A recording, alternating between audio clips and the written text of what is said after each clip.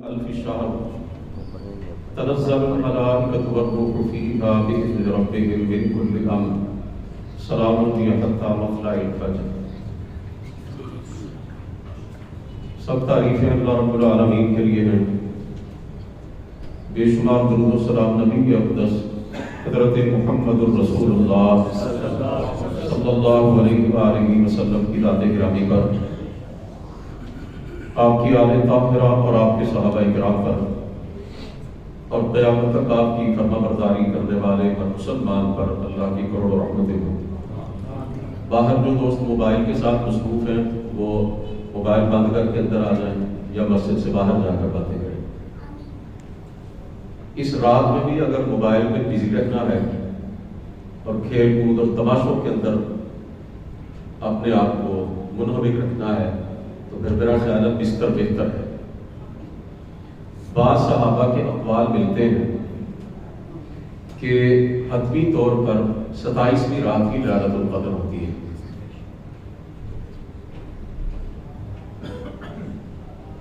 حضرات محترم، میرے اور آپ کے پیارے پیغمبر جناب محمد الرسول اللہ صلی اللہ علیہ وآلہ وسلم کا یہ معمول تھا کہ جب رمضان کا آخری عشرہ آتا تو آپ عبادت کے لیے کمر بستہ ہو جاتے۔ حدیث پاک کے الفاظ ہیں احیا لیلہ، آپ اپنی راتوں کو زندہ کرتے تھے، یعنی آپ راتوں کو جاگتے، قیام کرتے، اللہ تعالیٰ کے ساتھ اپنا تعلق مضبوط کرتے۔ اور یہ بھی حدیث پاک میں آتا ہے کہ آپ صلی اللہ علیہ وسلم خود بھی جاگتے اور اپنے گھر والوں کو بھی جگاتے۔ سوچنے کی بات یہ ہے کہ رمضان المبارک کے علاوہ عام دنوں میں جو نبی اتنی عبادت کرے، اتنا قیام کرے، اتنی دیر تک اللہ کی بارگاہ میں کھڑا رہے، کبھی تہائی رات، کبھی آدھی رات،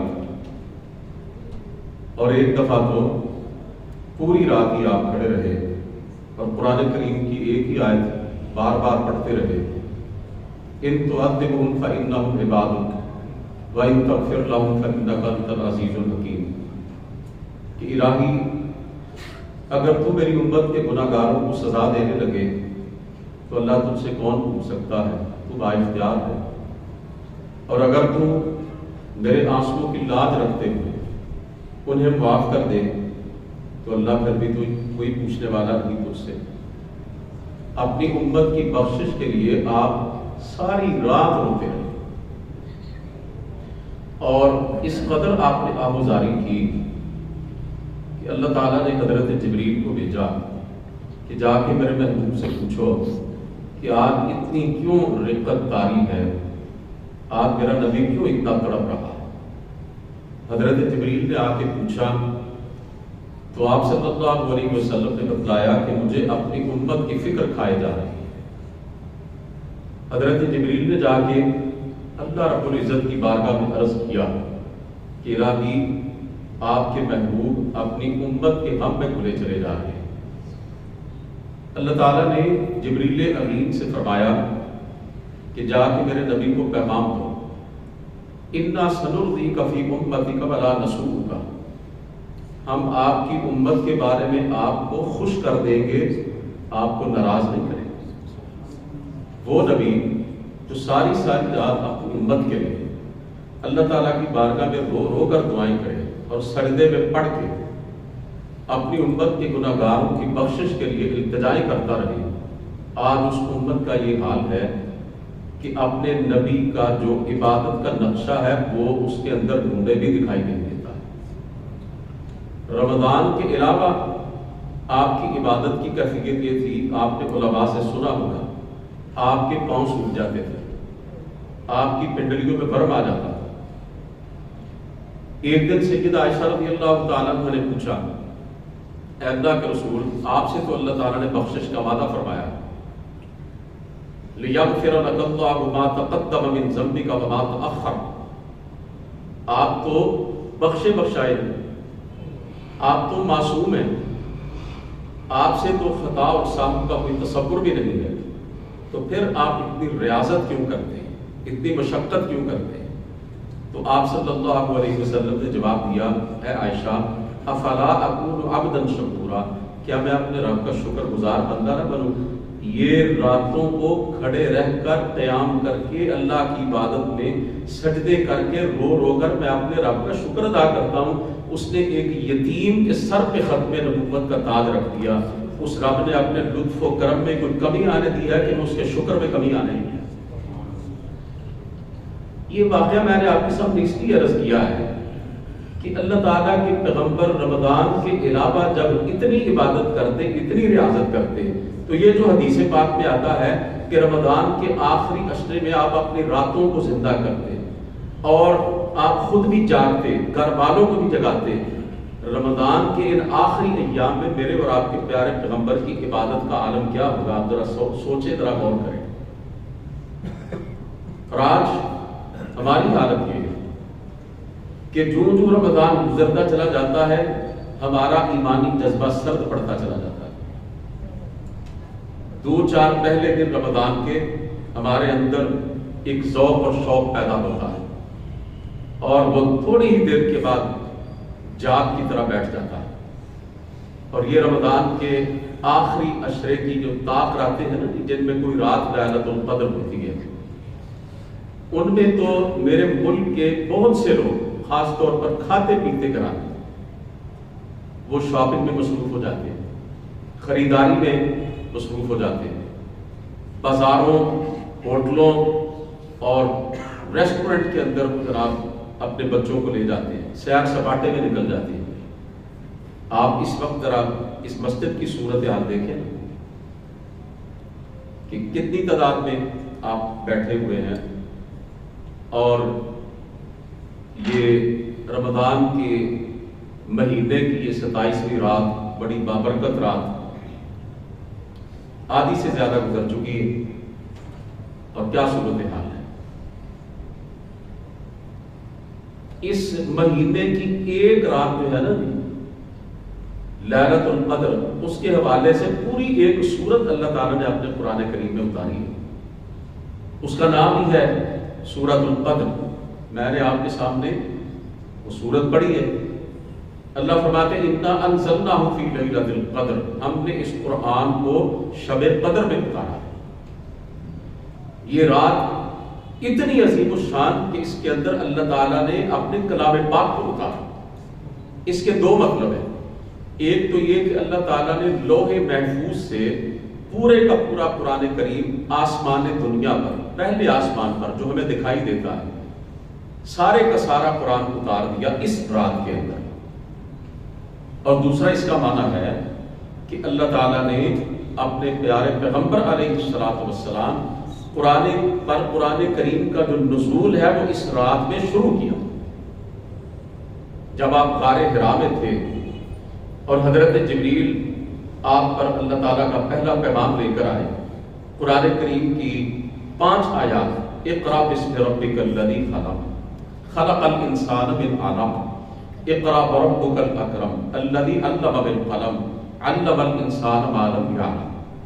یہ 5 آیات اللہ کی طرف سے نازل ہونے والی پہلی وحی، انسانیت کے نام جو اللہ تعالیٰ نے آخری ہدایت نامہ بھیجا قرآن کریم کی صورت میں، اس کا آغاز، یہ 2 معنی سے۔ اسی طرح سورہ دخان کی ابتدا میں اللہ تعالیٰ فرماتے ہیں انا انزلناہ فی لیلۃ مبارکہ، ہم نے قرآن کریم کو بابرکت رات میں اتارا۔ یعنی ایک جگہ پر اللہ تعالیٰ فرما رہے ہیں کہ ہم نے قرآن کریم کو قدر والی رات میں اتارا، اور ایک جگہ پر فرما رہے ہیں ہم نے قرآن کریم کو برکت والی رات میں اتارا۔ اب یہ قدر کیا ہے؟ 3 معنی ہیں قدر کے۔ کتنے معنی ہیں؟ 3۔ قدر کا ایک معنی تو یہ ہے کہ جو ہم اپنی عام اردو زبان کے اندر اور پنجابی زبان کے اندر لیتے ہیں۔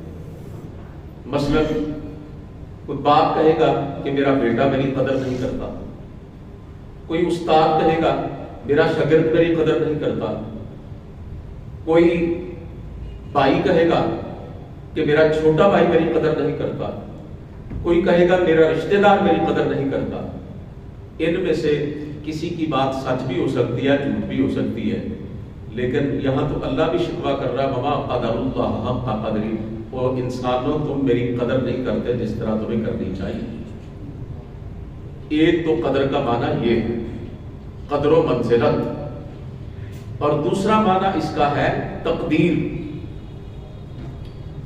آمنت باللہ وملائکتہ وکتبہ ورسلہ والیوم الآخر والقدر خیرہ وشرہ من اللہ تعالی والبعث بعد الموت۔ ایمان کی تفصیل یہ ہے، میں ایمان لایا اللہ پر، اس کے فرشتوں پر، اس کی کتابوں پر، اس کے رسولوں پر، اور تقدیر کی اچھائی اور برائی پر، اور موت کے بعد جی اٹھنے پر۔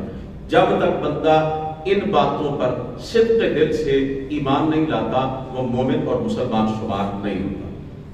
اس کے اندر یہ الفاظ آپ نے نوٹ کیے، والقدر خیرہ وشرہ من اللہ تعالی، قدر یعنی تقدیر کی اچھائی اور برائی پر بھی میں ایمان لاتا ہوں، یہ اللہ کی طرف سے۔ اور اس رات کے اندر اللہ تعالیٰ فرماتے ہیں تنزل الملائکۃ والروح فیہا بإذن ربہم من کل امر، کہ حضرت جبریل فرشتوں کے سردار اور ان کے ساتھ ملائکہ فرشتے زمین پر اترتے ہیں اللہ کی اجازت سے ہر حکم لے کر۔ اور سورہ دخان کی جو آیت میں نے آپ کے سامنے پڑھی ابھی، جس میں اللہ نے فرماتے ہیں کہ ہم نے اس کو بابرکت رات میں اتارا، قرآن کریم اس میں ہے فیہا یفرق کل امر حکیم، کہ اس رات میں ہر حکمت والے کام کا فیصلہ کیا جاتا ہے۔ اللہ تعالیٰ سال بھر کی تقدیر فرشتوں کے حوالے کرتے ہیں اس رات میں، کہ اس سال کے اندر اندر کون دنیا سے جائے گا، عمروں کے فیصلے کرتے ہیں، رزق کے فیصلے کرتے ہیں۔ یہ رات اس لحاظ سے بھی بڑی عظیم ہے۔ تو قدر کا ایک معنی تقدیر، اور لیلۃ القدر کا مطلب بنے گا تقدیر والی رات، اور قدر کا تیسرا معنی ہے تنگی، کسی چیز کا تنگ پڑ جانا۔ اس حوالے سے لیلۃ القدر کا معنی ہوگا کہ اس رات میں اللہ کی طرف سے اتنے فرشتے زمین پر اترتے ہیں، اتنی بڑی تعداد میں کہ زمین ان کی وجہ سے تنگ پڑ جاتی ہے۔ یہ جو فرشتے ہیں نا اللہ تعالیٰ نے بنائے، ان کی تعداد اتنی ہے کہ انسانوں کی تعداد تو ان کے سامنے کوئی حیثیت نہیں رکھتی، بلکہ جتنی بھی مخلوقات ہیں نا زمین پر، ان سب کو بھی شمار کیا جائے تو ان کی تعداد فرشتوں کے مقابلے میں کچھ بھی نہیں۔ سرکار دو عالم صلی اللہ علیہ وسلم جب معراج پر گئے تھے تو 7ویں آسمان پر بیت اللہ الحرام کی بالکل سیدھ میں 7ویں آسمان پر فرشتوں کی عبادت گاہ ہے، جسے بیت المعمور کہا جاتا ہے۔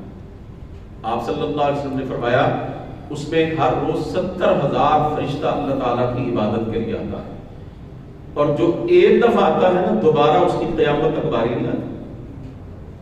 اس سے آپ ذرا اندازہ کیجئے فرشتوں کی تعداد کتنی ہے۔ اور اللہ کیا فرما رہے ہیں، تنزل الملائکۃ والروح فیہا بإذن ربہم من کل امر، فرشتوں کا سردار جس کے بارے میں اللہ فرماتے ہیں کہ عند ذی العرش مکین مطاع ثم امین، یہ ایسا جلیل القدر ہمارا فرشتہ ہے کہ ہمارے عرش کے اوپر اور اس کے ارد گرد اور 7 آسمانوں کے اندر جتنے بھی فرشتے ہیں نا ان میں حکم چلتا ہے جبریل کا، اس کی بات مانی جاتی ہے، وہ بڑا امانت دار ہے، اللہ کے سارے نبیوں کی طرف اللہ کا پیغام لانے والا مقدس معزز اور محترم فرشتہ، جسے اللہ نے اتنی طاقت دی ہے نا اپنا ایک پر مارے تو زمین اڑا کے رکھ دے۔ اللہ کے رسول صلی اللہ علیہ وسلم نے جبریل کو جب اصلی شکل میں دیکھا نا جی، تو ان کے جو پر تھے وہ پورے آفاق پر، پوری کائنات پر چھائے ہوئے، سینکڑوں پر اللہ تعالیٰ نے اس فرشتے کو دیے، پتہ نہیں کتنی قوتیں اور کتنی طاقتوں سے نوازا ہے۔ یہ فرشتہ جبریل امین دیگر فرشتوں کے ساتھ زمین پر اترتا ہے، اور جب فرشتے زمین پر اترتے ہیں نا تو پھر شیاطین جو ہے ان کے لیے جگہ نہیں بچتی، اور جب شیطان زمین پر نہیں ہوتے تو زمین پر اللہ کی برکتیں اور رحمتیں نہیں ہوتی۔ یہ رات اتنی عظیم الشان ہے. اسی لیے اللہ تعالیٰ نے فرمایا، استفہامیہ انداز اختیار کیا، وما ادراک ما لیلۃ القدر، تم کیا جانو یہ لیلۃ القدر کیا ہے. اس سوال کے اندر نا بہت کچھ چھپا ہوا ہے.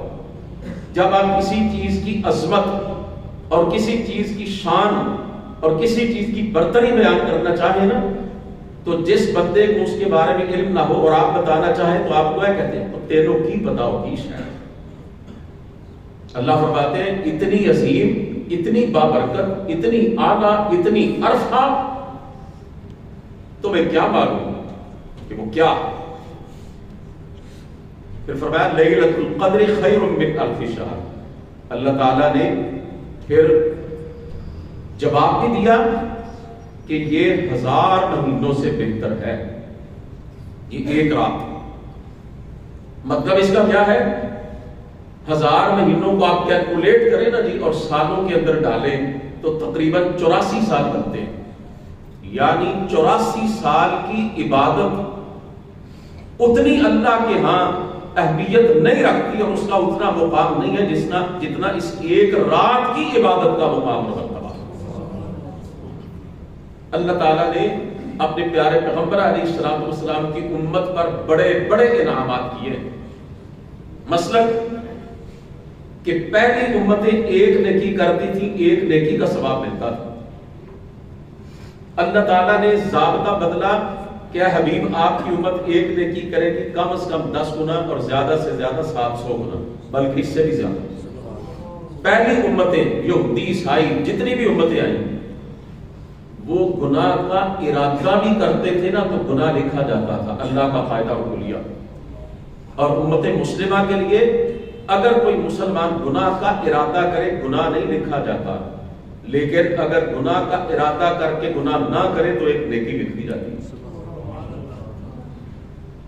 پہلی امتوں کے ہاں گناہوں کی معافی کا تصور نہیں تھا، سزا بھگتنا پڑتی تھی. ادھر کیا ہے؟ ساری زندگی کی خطائیں جمع کر کے لاؤ، ندامت کی اشک بہاؤ، اپنے رب کے لطف و کرم کو آزماؤ. مکھی کے سر کے برابر آنسو کا قطرہ آنکھ سے نکل کر رخسار پہ آ گیا. اللہ کے رسول نے فرمایا 60 سال 70 سال 80 90 100 سال کی زندگی گناہوں سے بھری ہوئی اللہ تعالیٰ بیک جنبش قلم ختم کر دیتے.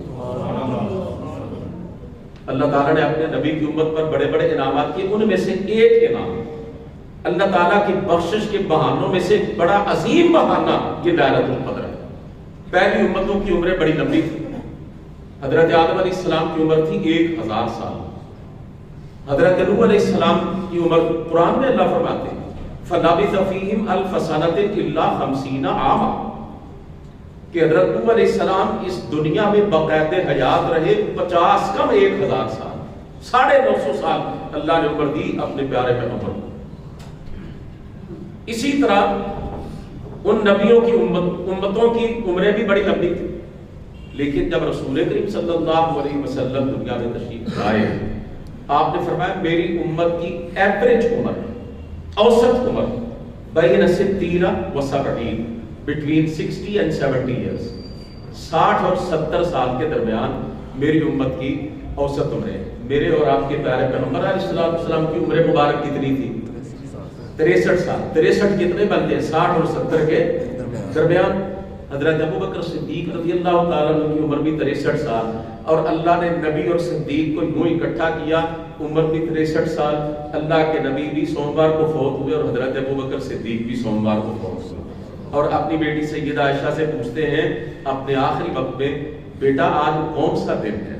کہتی ہیں ابا جان آج سوموار ہے. تو کہنے لگے میرے نبی بھی سوموار کو فوت ہوئے تو لگتا ہے میں بھی آج رب کے پاس چلا جاؤں. حضرت عمر فاروق رضی اللہ تعالیٰ عنہ کی عمر بھی 63 سال. حضرت عثمان غنی رضی اللہ تعالیٰ عنہ کی عمر 70 سے کچھ اوپر اور حضرت علی رضی اللہ تعالیٰ عنہ کی عمر بھی تقریباً 60 سال. اسی طرح آپ دیکھتے ہیں کہ ہمارے درمیان سے جو لوگ اللہ اپنے پاس بلاتے ہیں وہ تقریباً 60-70 کے درمیان میں ان کی عمریں ہوتی ہیں. اس سے اوپر تو کوئی جاتا ہے نا جی. اوسط عمر اللہ کے رسول فرمایا میری امت کی 60 سے 70 کے درمیان ہے. عمریں تھوڑی. اب ظاہری بات ہے کہ جس کی عمر تھوڑی ہے وہ نیکیاں بھی تو اس عمر میں تھوڑی کرے گا نا جتنی اس کو مہلت ملی ہے. لیکن اللہ تعالیٰ نے اپنے نبی کی امت کی کمی کی کسر نکال دی یہ لیلۃ القدر عطا کر کے کہ رمضان کے ایک مہینے کو اپنی زندگی میں پاؤ, ایک رات عبادت کر لو, 84 سال کی عبادت کے برابر نہیں. اللہ نے فرمایا زیادہ ثواب ہے 84 سال کی عبادت سے اس ایک رات کی عبادت بہتر ہے. اور بہتر کتنی اللہ نے یہ نہیں بتایا, وہ میرا رب ہی جانتا ہے. اب ایک بندہ اپنی زندگی میں, توجہ میری طرف, ایک بندہ اپنی زندگی میں 30 مرتبہ رمضان کا مہینہ پاتا ہے اور وہ لیلۃ القدر کی جستجو کرتا ہے, اس کی تلاش کرتا ہے کہ اللہ کے رسول نے فرمایا یہ رات اس کی آخری رمضان کی 10 راتوں میں سے بھی کوئی ایک ہو سکتی ہے. میں نے پہلے بھی عرض کیا میرے بھائی جو سین میں بیٹھے ہیں وہ باتیں نہ کریں, یا مسجد کے اندر آ جائیں یا باہر چلے جائیں. میں اللہ کا واسطہ دے کر پھر کہتا ہوں یہ رات جس نے باتوں میں گزارنی ہے وہ بڑی معذرت کے ساتھ گھر چلا جائے اور اپنے آرام اور نیند کو خراب نہ کرے. اللہ جزائے خیر عطا فرمائے. میں کیا کہہ رہا تھا, میرے ذہن سے نکل گیا, اللہ جانتا نکل گیا, کہ ایک بندہ اپنی زندگی میں 30 مرتبہ رمضان کا مہینہ پاتا ہے اور لیلۃ القدر پاتا ہے. اور اللہ کے رسول نے فرمایا اس مہینے کی آخری 10 راتوں میں سے کوئی ایک رات ہو سکتی ہے, یا اس مہینے کی 7 راتوں میں سے آخری میں سے ایک ہو سکتی ہے, یا اس کی طاق راتوں میں سے کوئی ایک ہو سکتی ہے. 21, 23, 25, 27 اور 29. اور میں نے عرض کیا بعض صحابہ کے اقوال ملتے ہیں کہ 27ویں رات کی لیلۃ القدر ہوتی ہے. بہرحال جو بندہ 30 مرتبہ رمضان میں لیلۃ القدر کو پا کے اس کی عبادت کرتا ہے, 30 کو 84 سے ضرب دے, سینکڑوں سالوں کی عبادت ہوئی کہ نہیں ہوئی. اللہ نے اپنے نبی پر کرم کیا. میرے حبیب تیری امت پر ایک احسان عظیم کرتا, ایک رات کی عبادت 84 سال کی عبادت سے بہتر. جن امتوں کی عمریں سینکڑوں برس تھیں, اے میرے حبیب اس رمضان کے مہینے کی ایک رات کی عبادت کو کرتے جائیں, ان کو سینکڑوں سالوں کا ثواب ملا, آپ کی امت کو ہزاروں سالوں کا عبادت کا ثواب ملا. 3 پہلو ہیں اللہ کے رسول نے جو پیکج دیا نا اپنی امت کو, 3 پہلو ہیں. ذرا غور کیجئے گا تینوں حدیثوں پر, وہ آپ نے سنی بھی ہے لیکن آپ ذرا ایک الگ انداز سے اس پہ غور کیجئے گا. اللہ نے فرمایا من صام رمضان ایمانا واحتسابا غفر له ما تقدم من ذنبه. جو ایمان اور ثواب کی نیت سے رمضان کے روزے رکھ لیتا ہے, اللہ اس کی پچھلی زندگی کے سارے گناہوں کو معاف کر دیتا ہے. اور دوسری بات فرمایا من قام رمضان ایمانا واحتسابا غفر له ما تقدم من ذنبه. جو رمضان کے مہینے کی راتوں میں قیام کر لیتا ہے, آسان انداز میں نماز تراویح ادا کرتا ہے, اس کی پچھلی زندگی کے بھی سارے گناہوں کو معاف کر دیا جاتا ہے. یعنی رمضان کے پورے مہینے کے روزے, رمضان کے پورے مہینے کی راتوں کا قیام اور نماز تراویح, اور دوسری طرف اس ایک رات کو من قام لیلۃ القدر ایمانا واحتسابا غفر له ما تقدم من ذنبه.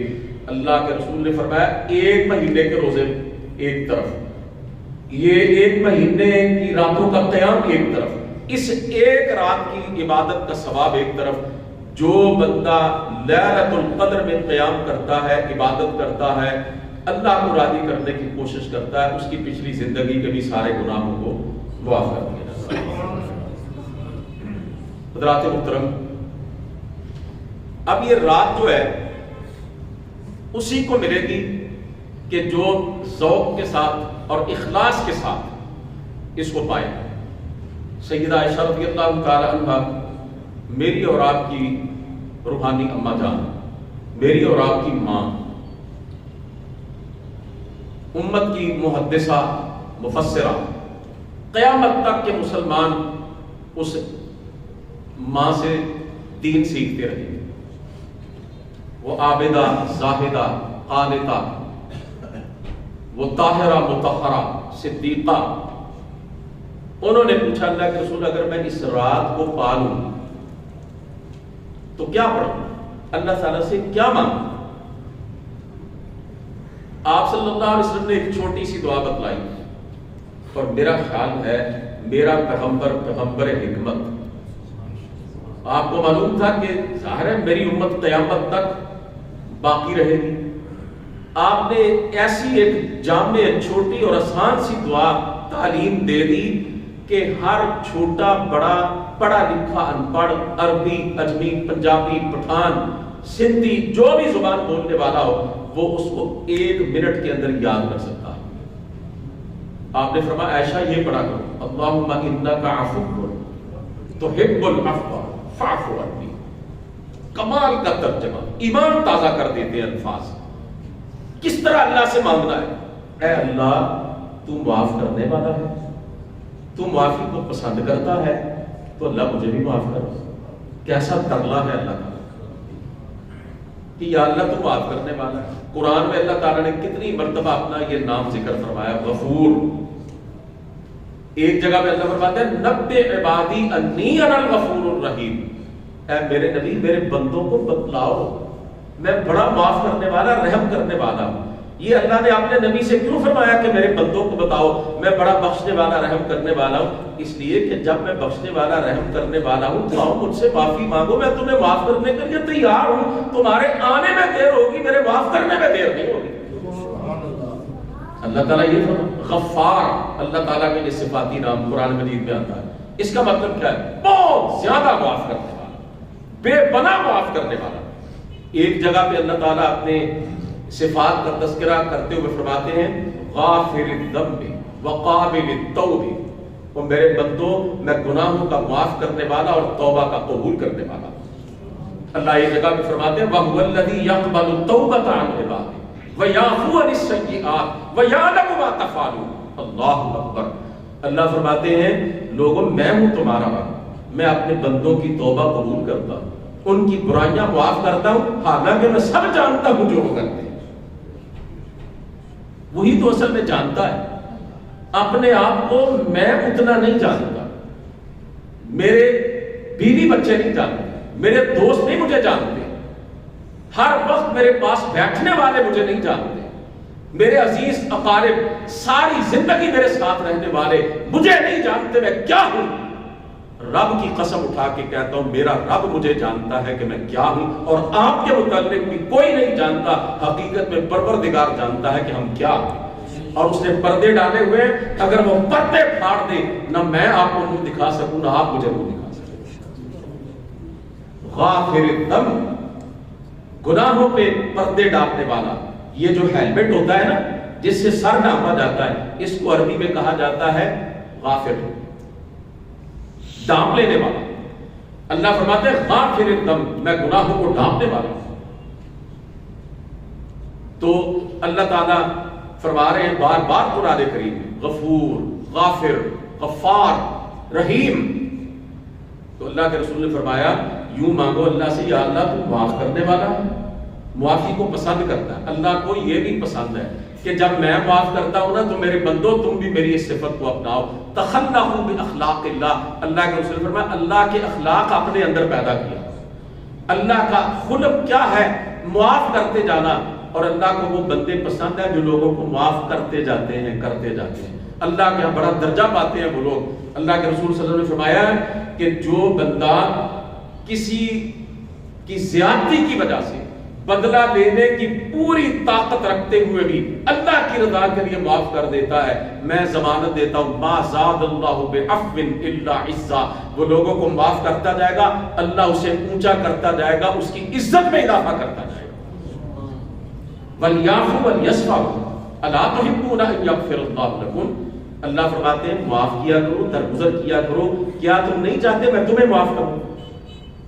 سیدہ عائشہ رضی اللہ تعالیٰ عنہ پر تہمت لگی تھی نا جی منافقوں کی طرف سے، یاد ہے وہ سارا واقعہ آپ کو؟ اس تہمت کے لگانے والوں میں حضرت ابوبکر صدیق رضی اللہ تعالیٰ عنہ کا ایک قریبی رشتہ دار بھی موجود تھا، وہ بھی شامل تھا۔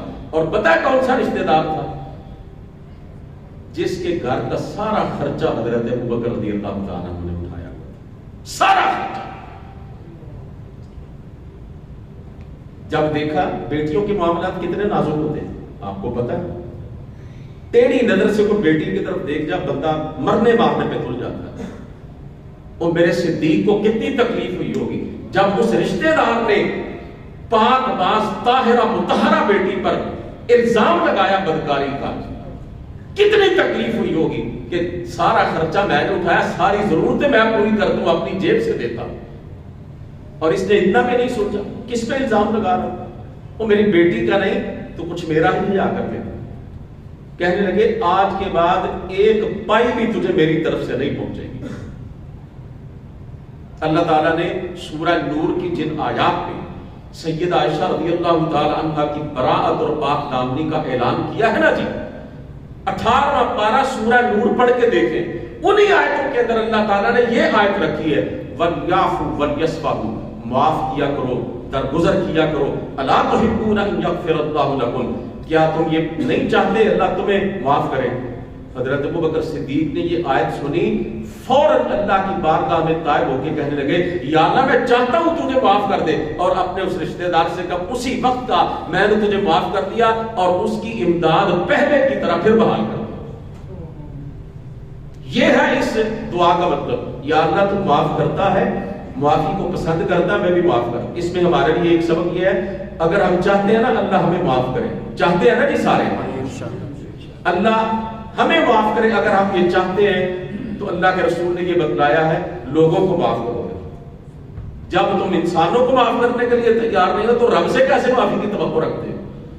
یہ جو ہماری زندگی کے اندر بے چینی اور بے قراری ہے نا جی, تلخی ہے, ٹینشن ہے, اس کی ایک بہت بڑی وجہ یہ آپ معاف نہیں کرتے. کوئی چھوٹا سا ناگوار جملہ ہمارے بارے میں کہہ دینا, ہم ساری رات سوتے نہیں ہے, کیا ہے اس نے مجھے یہ کمنٹس میرے بارے میں دے دیے, اس نے فیس بک پر میرے حوالے سے یہ تبصرہ کر دیا, اس نے اپنی پوسٹ میں میرا اس طرح ذکر کیا, یہ میرا رشتہ دار ہے, میرا خونی, اس سے تعلق ہے, اسے کوئی شرم نہیں آئی, اس نے میرے بارے میں ایسے اور ایسے الفاظ کہہ دیے. ہم اپنے نبی سے بڑھ کر معزز اور محترم نہیں ہیں. میرے پیغمبر کو لوگ گالیاں دیتے تھے, مجنون کہتے تھے, دیوانہ کہتے تھے, ہائے ہائے. قرآن کہتے تھے ہذا ساحر کذاب, یہ جادوگر ہے اور معاذ اللہ پرلے درجے کا جھوٹا. میرے نبی کو سب و شتم کرتے تھے, میرے نبی کا نام بگاڑتے تھے, محمد کی بجائے کہتے تھے مزمم. محمد کا مطلب کیا ہے؟ جس کی تعریف کی جائے, جس کی تعریف کی جائے. اور مزمم کا مطلب کیا ہے؟ جس کی مذمت کی جائے, جس کی برائی کی جائے, جس کی غلط انداز سے تشہیر کی جائے. صحابہ بڑے دکھی دل کے ساتھ آتے, لوگوں کی, مشرکوں کی باتیں سن کر نا اپنے نبی کے بارے میں بڑے غمزدہ ہوتے. اور بھائیو, آج کا کوئی تھکا ہوا بے عمل بد عمل مسلمان, کوئی زانی شرابی مسلمان بھی اپنے نبی کے بارے میں کوئی غلط بات سننا گوارا نہیں کرتا. ایسا ہی ہے نا. تو وہ جو دنیا کے سب سے پکے اور سچے مومن تھے, کائنات کے سارے مومنوں کا ایمان ایک پڑے میں رکھو, کعبے کے رب کی قسم میرے نبی کی کسی ایک صحابی کے ایمان کو نہیں پہنچ سکتا. وہ صحابہ جب اپنے نبی کی تنقید سنتے ہوں گے اور اپنے نبی کے بارے میں اس طرح کی باتیں سنتے ہوں گے تو کتنا دکھ ہوتا ہوگا. آپ صحابہ سے مسکرا کر فرماتے وہ گالیاں کسی مزمم کو دیتے ہوں گے, میں تو محمد, وہ کسی اور کو کہتے ہوں گے. کتنی خوبصورتی سے سارے الزامات آپ اپنے اوپر سے اتار دیتے ہیں. اور ہم ایک بات کسی کی لے کر نا ہم ساری زندگی دل میں گرہ باندھ لیتے ہیں. خود کبھی کسی کو معاف نہیں کیا اور اللہ سے رو رو کے کہتے ہیں یا اللہ معاف کر دے. جب تک خود معاف نہیں کرو گے کعبے کے رب کی قسم وہ عرش والا معاف نہیں کرے گا. اور یہ جو رات ہے نا لیلۃ القدر کی, یہ یاد رکھیے جو اپنے کسی بھائی سے ناراض ہے, تعلق توڑا ہوا ہے, گفتگو ختم کی ہوئی ہے, اس سے اپنا رشتہ ختم کیا ہوا ہے, اس رات میں سجدے میں پڑھ کے رو رو کے اللہ سے کہتا رہنا یا اللہ معاف کر دے, اللہ نے معاف نہیں کرنا. یہ حدیث کی روشنی میں عرض کر رہا ہوں. بندوں کو راضی کرو پہلے, پھر رب راضی ہوگا. تو کیا اس دعا کا مطلب کیا ہے؟ اچھا, ایک نا میری عزیز رشتہ دار خاتون ہے, ان کی ایک بات مجھے یاد آ گئی. انہوں نے, میرا خیال ہے سید اندر شاہ صاحب تشریف لا چکے ہیں, تو اندر مسجد کے حال میں تشریف لے آئے. نائب امیر جماعت اسلامی گجرانوالہ سید علی رضا حسنی صاحب وہ بھی تشریف لا چکے ہیں، 2 سید آئے ہیں ماشاءاللہ اکٹھے۔ بہرحال میں اپنی بات کو ختم کر رہا ہوں کہ وہ میری عزیز رشتہ دار خاتون ہیں، تو ایک اپنے دوسرے رشتہ دار کے بارے میں کہتے ہیں، وہ میرا بھی عزیز ہے۔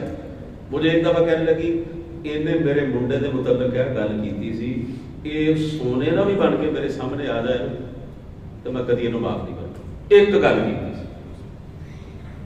کسی کی ایک بات ہم معاف نہیں کرتے اور اللہ سے کہتے ہیں یا اللہ ساری معاف کر دیں۔ اللہ کے رسول کیا فرما رہے ہیں؟ اللہم انک عفو تحب العفو فاعف عنی، یا اللہ تو معاف کرنے والا ہے، معافی کو پسند کرتا ہے، اللہ مجھے بھی معاف کر دے۔ حضرات محترم، اختتام پہ یہ عرض کرنا چاہتا ہوں، سارے اختیارات میرے مالک کے پاس ہیں، وہ جس کو چاہے اونچا کر دے، جس کو چاہے نواز دے۔ ہفتے کے دن ہیں لیکن جو جمعے کی عظمت ہے وہ کسی اور دن کو حاصل نہیں ہے۔ سال کے 12 مہینے ہیں لیکن جو رمضان کو اللہ نے عظمت دی ہے وہ باقی مہینوں کو نہیں دی ہے۔ کتابیں اللہ کی آسمانی 4 ہیں، اللہ نے کئی صحیفے اپنے نبیوں پر اتارے ہیں، لیکن جو قرآن کا مقام ہے وہ کسی اور کا نہیں ہے۔ بڑے عبادت خانے ہیں پوری کائنات میں، لیکن جو بیت اللہ ہے وہ کسی اور کو وہ درجہ حاصل نہیں ہے۔ اللہ کے بڑے انبیاء اور رسول اس دنیا میں گزرے ہیں، 1,24,000 کم و بیش، اور ان میں 4 رسول بڑے عظیم ہیں۔ اپنے نبی کو شامل کر لیں 5، حضرت نوح، حضرت ابراہیم، حضرت موسیٰ اور حضرت عیسیٰ، اور سرکار دو عالم صلی اللہ علیہ وسلم۔ جو مقام اور مرتبہ میرے اور آپ کے نبی کو حاصل ہے وہ کسی کو نہیں ہے۔ میں نبیوں کی بات کیا کروں، میرے پیغمبر نے فرمایا پوری کائنات کو اللہ نے ایک پلڑے میں رکھا تھا ترازو میں، اور مجھے اکیلے کو دوسرے پلڑے میں رکھا تھا۔ آپ نے فرمایا لوگوں میرا پلڑا بھاری تھا۔ اللہ نے عظمت۔ اسی طرح سال کی راتیں جو ہیں وہ تو بہت ہیں، 360 ہیں، لیکن جو مقام اللہ نے لیلۃ القدر کو دیا وہ کسی اور رات کو نہیں۔ میں نے کہا قدر کا ایک مطلب کیا ہے؟ تقدیر، اور اس رات میں سال بھر کی تقدیریں لکھی جاتی ہیں۔ اللہ تقدیر بدلنے والا ہے، تقدیر لکھنے والا ہے، اور اس کے نبی نے فرمایا لا يرد القضاء الا الدعاء، تقدیر کو صرف ایک چیز بدل سکتی ہے اور وہ ہے دعا۔ بھئی اللہ کے علاوہ کوئی قسمت بنانے والا نہیں ہے نا، تو بدلنے والا کیسے ہو سکتا ہے؟ اللہ کی مرضی ہے، یمحو اللہ ما یشاء ویثبت وعندہ ام الکتاب۔ اللہ فرماتے ہیں یہ تقدیر کی کتاب میرے پاس ہے، مالک میں ہوں۔ کبھی کبھی یہ جملہ بھی سننے کو ملتا ہے، تقدیر بدلنے والے دا ہے بچ لاہور تے ڈیرا۔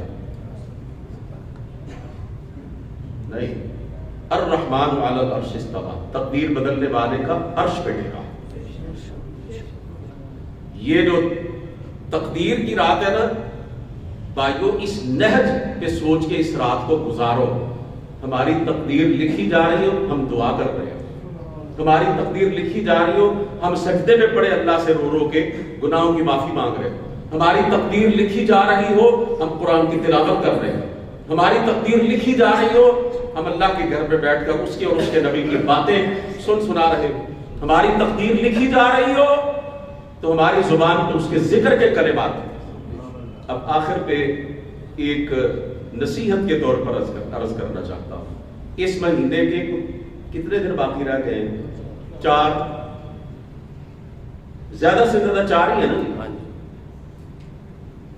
اب اگلے سال یہ مہینہ آئے گا، کہنے کو 1 سال کا عرصہ بڑا لمبا ہوتا ہے، لیکن فیل کرنے میں کیا ہوتا ہے پتہ بھی نہیں لگا سال گیا کدھر۔ ایسا ہی ہے اس گزشتہ 1 سال کے عرصے میں، یہ اس رمضان اور پچھلے رمضان میں جو 1 سال کا گیپ ہے، اس کے اندر آپ تھوڑا سا اس نہج پہ غور کریں۔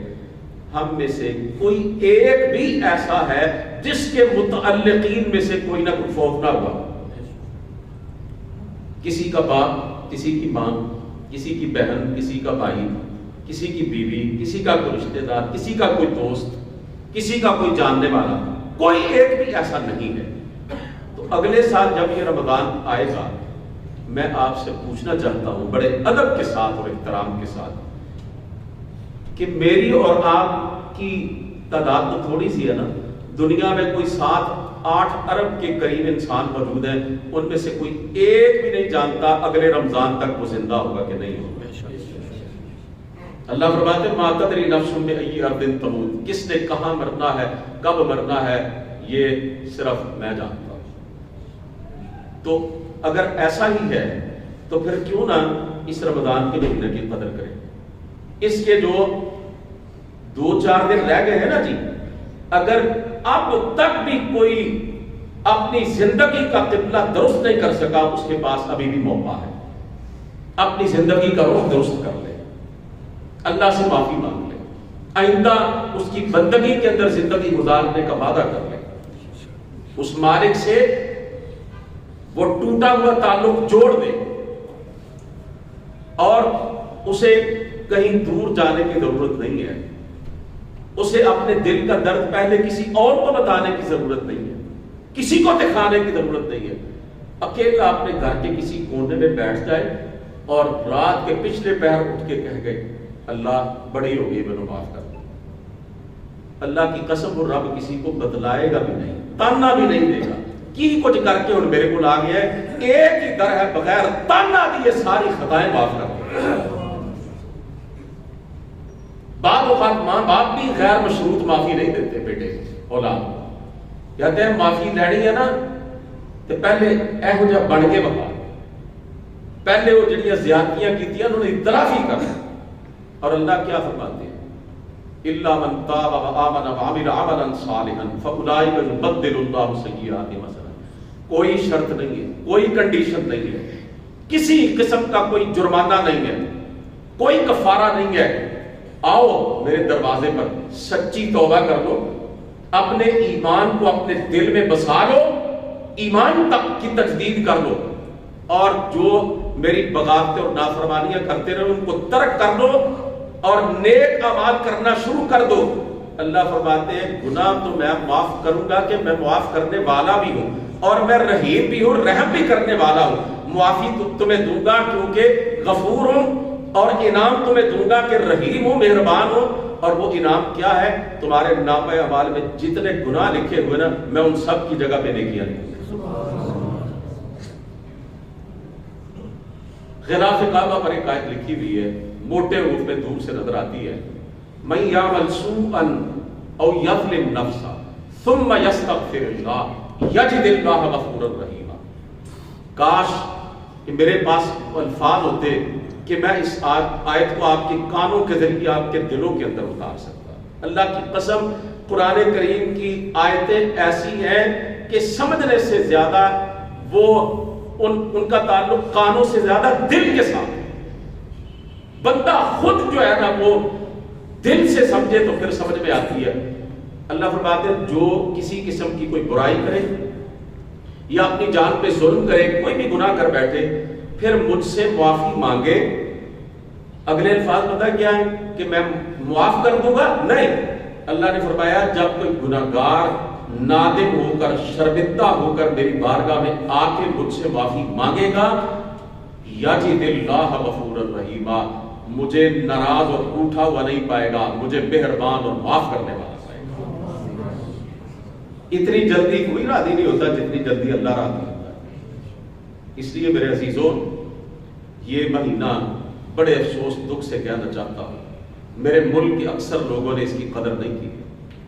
بستیوں کی بستیاں ایسی ہیں جہاں سحری کے وقت نیند اور غفلت کی چادر تنی ہوتی ہے، گھروں میں کوئی شور نہیں اٹھتا۔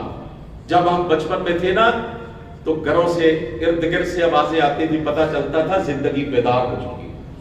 اور آج وہ حضرت اقبال کا جملہ ذہن میں آتا ہے، ہوتے ہیں مساجد میں صف آرا تو غریب، کرتے ہیں زحمت روزہ گوارا تو غریب، عمرہ نشہ دولت میں ہے غافل ہم سے، زندہ ہے ملت بیضا غربا کے نام سے۔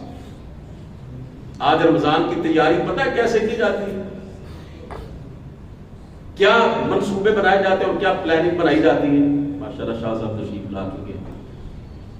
پہلے ہی جناب ہمارے تاجر بھائی یہ منصوبے بناتے ہیں پورے سال کا ردی مال رمضان میں کیسے نکالنا ہے، لوگوں کی جیبوں میں کیسے ڈاکے ڈالنے ہیں، کیسے مہنگائی کرنی ہے، چھرے تیز کر لیتے ہیں، ناجائز منافع خوری کیسے کرنی ہے۔ اور مجھے شرم آتی ہے خدا کی قسم جب یورپ کے ملکوں کے اندر اور امریکہ کے ڈپارٹمنٹل سٹوروں پر اور جنرل سٹوروں پر میں دیکھتا ہوں ان انگریزوں نے، ان عیسائیوں نے، ان بے ایمانوں نے جن کو ہم کافر کہہ کے کہتے ہیں جی ہم تو بڑے اللہ کے پیارے ہیں، انہوں نے جگہ جگہ پر سیل لگائی ہوتی ہے اور مسلمانوں کے لیے کھانے پینے کی اور دیگر استعمال کی ساری چیزیں جو ہے نا وہ سستے داموں انہوں نے فروخت کرنے کے لیے رکھی ہوتی ہے۔ اور ادھر ایک ہندو نے، وہ صوبہ کے پی میں پشاور میں وہ ہندو تھا، اس کے جنرل سٹور کا نام تھا رام جنرل سٹور۔ اس نے رمضان کے مہینے میں راشن کی اپنی دکان کے اوپر حکومتی نرخوں سے بھی کم ریٹ پر چیزیں بیچنا شروع کر دی رمضان کے احترام میں مسلمانوں کے لیے، اور ان مسلمانوں نے اس کو مل کے قتل کر دیا کہ تو ہمارے کاروبار کا بٹا بٹھا رہا ہے۔ ابھی مجھے ایک دوست بتا رہے تھے کاموکی کی بات کہ سکھ ایک ایس ایچ او تھا ادھر، پاکستان بننے سے پہلے کی بات، ایک جو غیر مسلم تھا نا وہ رمضان میں سرے عام کچھ کھا پی رہا تھا، اس نے اسے باقاعدہ سزا دی، مسلمان بھوکے پیاسے ہیں اور تو ان کا دل دکھا رہا ہے رمضان کے مقدس مہینے میں ان کے سامنے کھا پی کر، اور ادھر ہوٹلوں کے ہوٹل کھلے ہوئے۔ میں پوچھتا ہوں یہ مسلمان ہیں، یہ انداز مسلمانی ہے؟ افسوس شور ہے ہو گئے دنیا سے مسلمان نابود۔ ہم یہ کہتے ہیں کہ تھے بھی کہیں مسلم موجود، وضع میں تم ہو نصارا تو تمدن میں ہو، یہ مسلمان ہیں جنہیں دیکھ کے شرمائیں یہود۔ یوں تو سید بھی ہو، مرزا بھی ہو، افغان بھی ہو، تم سبھی کچھ ہو، بتاؤ تو مسلمان بھی ہو۔ اللہ سے دعا ہے کہ وہ ہمیں